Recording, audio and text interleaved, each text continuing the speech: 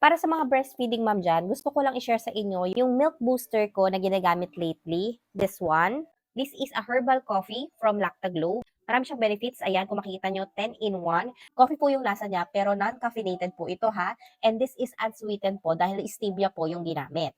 And marami itong mga benefits dahil healthy coffee siya. Para na rin to support yung mga breastfeeding mom to increase their milk supply. Actually, ito, matagal ko na siyang ginagamit. Ito rin talaga yung nakapagpa-boost ng milk supply ko. And papakita ko sa inyo yung output ko before, yung mga 1 month postpartum pa lang ako. Ayan, ayan siya. Ayan yung date.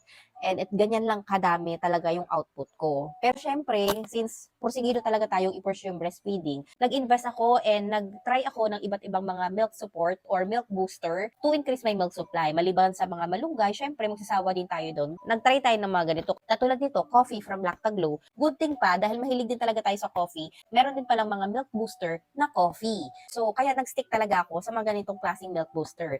So ngayon, since medyo matagal na tayong gumagamit or user na talaga tayo ng Lactaglow coffee, ganito na kadaming output yung napoproduce ko at nakaipon na rin ako ng milk stash para kung sakaling ako'y aalis, merong madidiri si baby. At ganito na po siya kadami.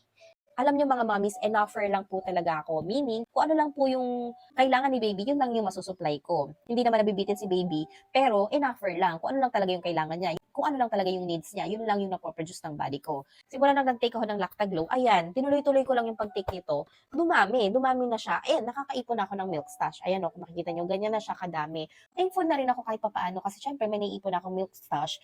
And magagamit ko siya kapag kailangan kong lumabas, may mga errands ako. At least, purely breastfeeding pa kami ni baby. So, para sa mga kagaya ko din na in-offer din and what they want to increase their milk supply, plus nagkikirig kayo sa coffee, I suggest na ito na rin yung inumin nyo. So, 2 in 1 na siya, kumbaga, parang coffee lover ka, plus it will also increase your milk supply pa. Ito po yung dalawang flavor nila. This is the regular one. Actually, masarap na rin po to kahit regular lang siya. Ito talaga yung ginagamit ko. But they have different flavor. If you want to try other variant ng coffee, you can try the Spanish latte and masarap din po ito. Kung gusto mo ring matry, i-click mo na lang din yung yellow basket.